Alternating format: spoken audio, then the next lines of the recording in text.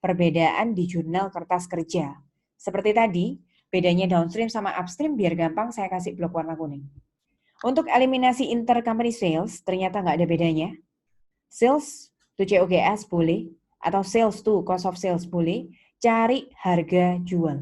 Dari, kalau sekarang upstream, berarti harga jualnya dari S ke P. Tadi downstream kan P ke S. Kalau upstream berarti dari S ke P. Tidak ada bedanya. Nah, sekarang kita coba temukan lagi unrealized profit. Unrealized profit, ini perlu saya berikan perbedaan. Di angkanya saja sebenarnya bedanya. Kalau tadi downstream, ini angkanya kan ngikut ya dari jumlah transaksi. Kalian ingat nggak tadi? Kalau di downstream, ini downstream, kalau di jurnal transaksinya 5.000, 11, 0, 5.000, ikut. 5.000, 11, 0, 5.000. Perhatikan kalau kertas kerjanya sekarang upstream. Ada perbedaan sedikit. Kertas kerja itu selalu mencatat nilai pendekatan yang nilai utuh. Jadi, kalau di transaksi tadi kan kita mengalihkan. 5.000-nya harus dikali 80%. Kalau di kertas kerja, nggak boleh dikalikan 80%. Gunakan nilai utuhnya.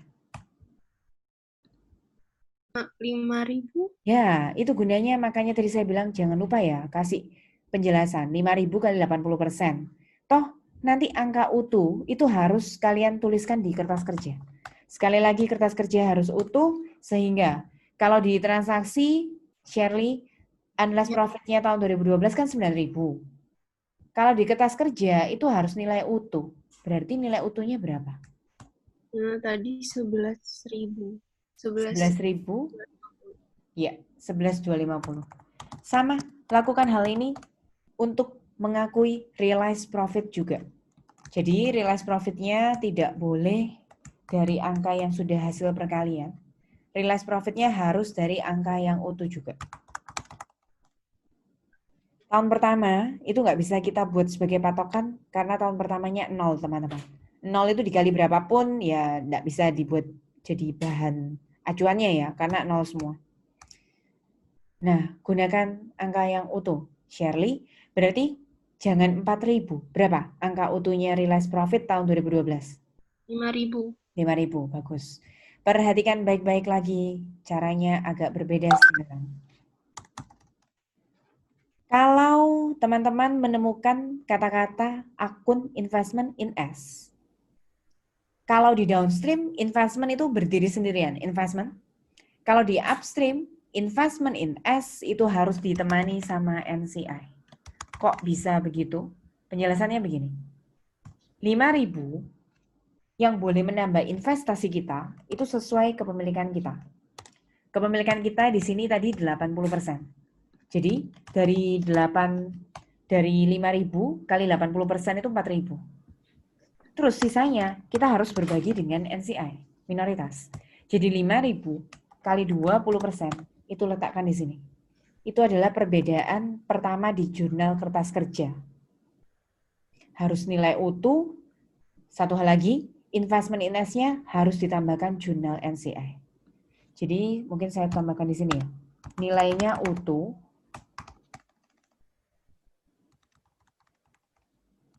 Lalu kalau ada akun investment in S, jangan lupa harus ada NCI-nya. Ada pertanyaan? Ikuti di account, income from S-nya, kalau tadi akhirnya 5.2800, ya sudah. Caranya sama, memang angkanya beda, tapi karena caranya sama, saya nggak kasih blok kuning. Terus dividennya juga sama, kita selisihkan. 12.800 itu kreditnya investment harus cocok dengan ini, investmentnya debit. 12.800 cocok. Yang ini, income from S-nya, kalau tadi downstream kan 66550. Kalau Iya, Bu. sekarang berapa, Nat? 6.800. 6.800. Dividennya nggak akan berubah. Dividennya 80.000 kali 80%. Nah, kita selisihkan. temukan investmentnya 3.800 kredit, itu harus sama dengan ini, debit. Berarti aman. Jurnal pertama nggak ada bedanya. Jurnal pertama nggak ada yang saya kasih blok warna kuning. Perhatikan jurnal yang kedua. Terima kasih, Nat. Selanjutnya saya akan menunjukkan perbedaan di jurnal yang kedua. Ternyata net income upstream itu secara konsep berbeda, sehingga net income upstream-nya harus kita hitung duluan. Ingat, net income kalau upstream tidak boleh menggunakan bawaan soal. Di soal itu bawaannya 80 untuk tahun 2011 dan 100.000 untuk tahun 2012. 80.000 sama 100.000 itu harus dihitung kembali menggunakan rumus ini. Kurangi unrealized profit ditambah realized profit. Itu rumusnya. Kenapa? Ini ada hubungannya dengan yang kejadian yang tadi. Net income-nya S itu kalau nggak sah harus dikurangi, nanti kalau sudah sah baru boleh nambah. Temukan berapa unrealized profit-nya Nashitato. Unrealized profit silakan cari di sini aja. Ini kan sudah punya unrealized profit. Hadir Nashitato? Iya, Bu. Unrealized profit-nya berapa tahun 2011? 5.000.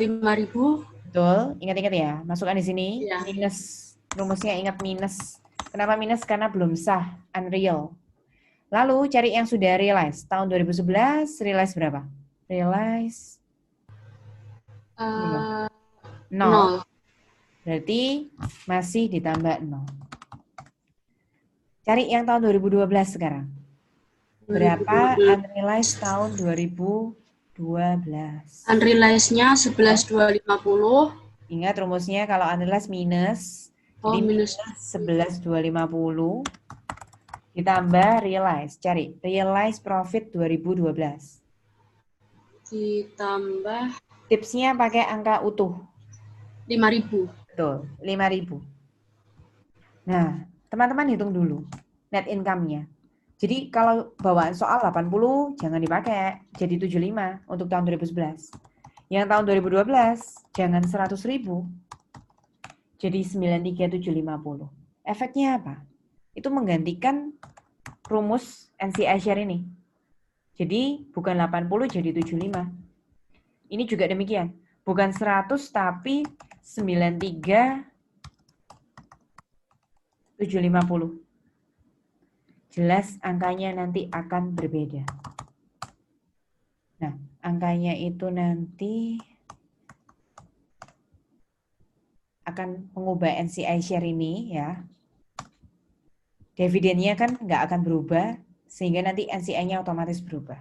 Itu perbedaan selanjutnya yang ada di upstream. Silakan jika ada pertanyaan. Perbedaannya sudah selesai, tapi karena ada angka yang berubah, kita harus selesaikan beberapa jurnal yang di bawah ada angka yang berubah. Return earning-nya sama. Nah, ini mungkin perlu jadi catatan ya. Return earning pertama kan gampang, tinggal lihat soal. Return earning kedua kan membutuhkan rumus net income sama dividen. Hati-hati, untuk menghitung return earning tetap harus pakai net income soal, bukan yang net income-nya upstream-nya. Terus unamortized excess, lihat tabel sama. Nah, ini berbeda, suster. Investment-nya berbeda karena tadi tabelnya, T-account-nya kita ganti. Coba kita lihat. 2011, 720.000-nya tetap. Jurnal kertas kerja chapter 5-nya nggak ada tulisan investment in S, sehingga yang tahun 2011 nggak ngefek. Tapi mari kita lihat untuk tahun 2012. Bukan 731.800, tapi berapa sekarang? Coba dilihat. Tahun 2012 berarti awalnya investment in S adalah, betul, 732.800. Kemudian temukan di jurnal kertas kerja tahun 2012, mana yang ada investment in S-nya. Di sini. Coba ditemukan. Sudah ditemukan yang ada investment in S-nya. Angkanya berapa? Coba disebutkan. Yang tahun 2012. Iya, 2012. 3.800 di kredit. Berapa? 3.800 kredit. Loh, bukan. Yang harus kita temukan yang di chapter 5. Jadi jangan sampai di chapter yang 4. Ini 3 jurnal aja yang meliputi chapter 5. Jadi cari investment in S di jurnal chapter 5. Yang 4.000, Bu. Betul, yang 4.000. Oke, betul. Dilanjutkan Keisha Elizabeth. Keisha, coba. Ini kan 4.000-nya di debit. Berarti 732.800 ditambah atau dikurang 4.000 untuk investment in S-nya. 732.800 ditambah atau dikurang 4.000, Keisha. Kalau di debit tambah. Betul, karena ini di debit berarti nambah. Nah, coba kalian amati nanti. Ternyata 732.800 ditambah 4.000 itu hasilnya mirip seperti yang tadi. Jadi angka yang dihasilkan tetap sama, cuma proses memperolehnya agak berbeda sedikit. Untuk jurnal di bawah-bawahnya sama saja ya, nggak ada perbedaan. Untuk alokasi, tinggal lihat tabel, unamortized excess. Untuk amortisasi, tinggal lihat kolom amortisasi. Jadi perbedaannya sudah ditemukan. Untuk kertas kerja bedanya nilainya harus utuh. Kalau ada investment ada NCI-nya. Lalu net income upstream dihitung dulu sehingga NCI share-nya berubah.